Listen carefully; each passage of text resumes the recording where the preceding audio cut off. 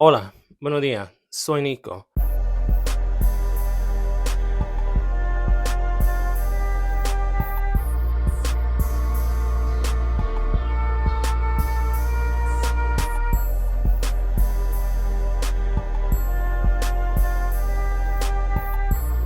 I mean, what the can I live?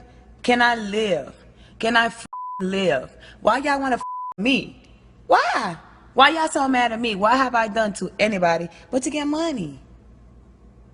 So today we're here to talk about something that I've actually gone through. I think I talked about these topics lightly when I first started my YouTube channel, but that was 3 years ago. So odds are 95% of you people have not seen that video. I'm just gonna keep it a buck with you. But yes, it's going to be pertaining about hookup culture and how social media is advancing it and the possible downsides of that. Nico, why do you say that? Whenever I talk about hookup culture, especially in that old video I did where I basically said Grindr is ruining the dating landscape, and I still stand 10 toes down in that. Nico, listen, people drag me all the time when I say these things, but I'm not necessarily saying you shouldn't indulge in casual, especially as someone who indulges in casual. I cannot give you that stipulation. All I said in that video was essentially that it's making dating like fast food, as in you're online, you see images of men nearby, and you think that there's an infinite amount. So if somebody is not the perfect partner to you, you think that they are easily replaceable and you're going to find your dream man as long as you keep swiping. And it's a dangerous pattern that trivializes working through relationships, because back in the day, people would actually work through relationships. If somebody you're attracted to, you have a connection, you have a spat, you would usually just build a bridge and get over it. But nowadays, people are like, okay, well, we had this one bad interaction, I'm no longer interested, I'll just swipe and find another man in no time. And if you're in a large city, it is easy to do that. But that's why I said online dating and Grindr in particular, which is essentially a glorified hookup app. With age, I realized that I used to be like, oh, well, when you log on to Grindr, you could be looking for friends, you could be looking for, associates, a job opportunity. You want that? Nico, let's keep it a buck. Some dating apps I have noticed are more relationship oriented. Tinder, OkCupid, even Jacked. Nico, Jacked. Yes, when I was on Jacked, a lot of the men there were actually like, I'm here to find a boyfriend. No, I don't want to link up with you. No, I don't just want to have sex. So it's an interesting dynamic where you can log on to another app and have a completely different experience. But that's not necessarily what we're here to talk about today. Today, we're here to talk about stalking off of apps. Nico, so this person was essentially waiting for their food. They're minding their business and now replying to somebody who was close by. But the person had already sent their private album, which is usually face pictures or nudes. And then they sent a picture of the man waiting for his food to him and said, oh my God, you're so hot. Meaning he was watching him from the corner the entire time, stalking him. And felt the need to alert him that he was watching him from the corner the whole time, stalking him. And the reason that I think this is like a byproduct of dating apps continuing to grow is because that's also happened to me. I've been in situations where, let's say, for example, I went to go hook up with somebody back in my younger days when I was more thotting and bopping in the streets. It's actually before I started getting recognizable, because it's like Adina Howard said. Ever since I have a light on me, I can't really do my freak thing anymore because people know me and it becomes talk of the town. So I personally don't just be thotting and bopping because people actually have been recognizing me on the street. But back in that day, I went to meet up with somebody and they were a catfish. They were the complete opposite of the images that they had showed me. And then they were like, okay, well, let's go to the bedroom. And I said, I'm gonna go home. This person proceeded to look out the window to find my car. He wanted to see which car I was in.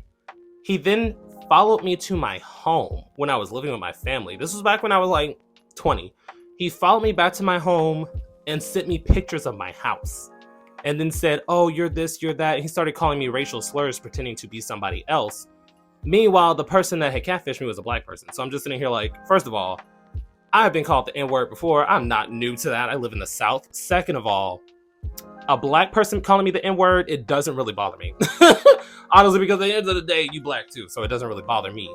But it went to show that people don't normally have an understanding of boundaries. People don't normally understand how to take rejection, and they can go in completely left ways to cope with that, such as following somebody to their home and stalking them and sending them hateful messages.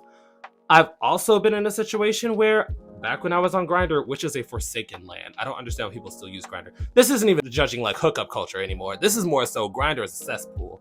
But it was back when I was on Grindr. Still when I was like 21, I think. I was stripping at that point. Nico, yeah, I used to be a go-go boy. I was dancing and this white man had tried to message me on Grindr and I was not interested in him for reasons.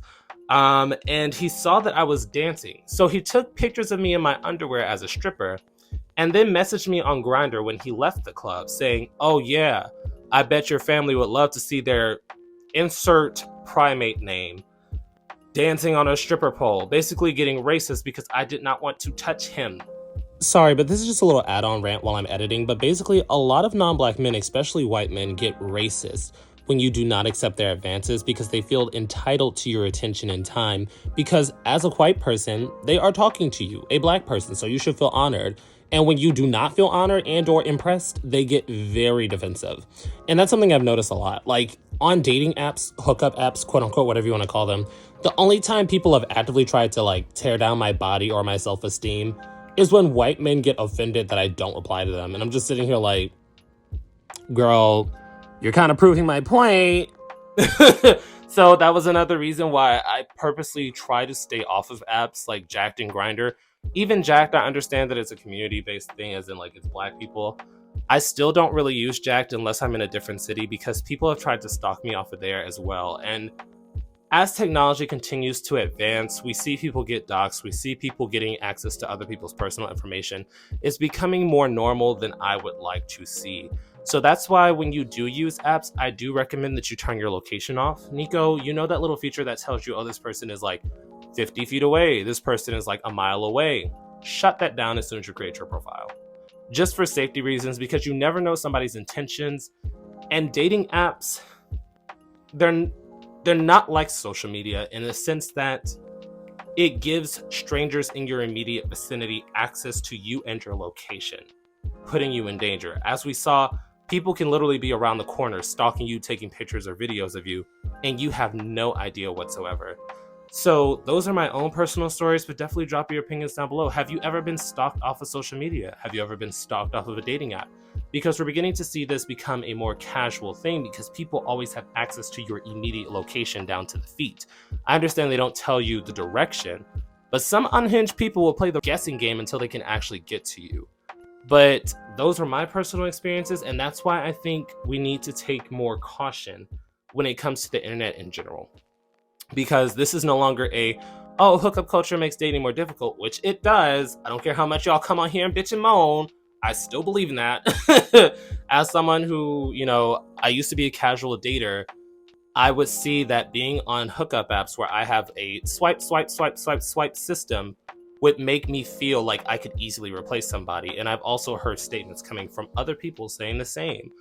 But this is more so pertaining to your immediate safety. Because as we can tell, people will try to find you. If you do not respond to them, if you do not engage with them sexually, if you don't give them what they want, we've seen it time and time again. So just be cautious and definitely drop your opinions down below. Boop. And now for a brief yet sincere shout out to this week's Third Eye Tier subscribers, Harvey E and Prince Onyx, some of my OG girlies. I appreciate you and thank you so much for your support over the years. And this week's live stream conversation is going to be over hookup horror stories because I'm sure at our grown ages, we all have at least 1 to 2. If that sounds interesting, definitely tune in.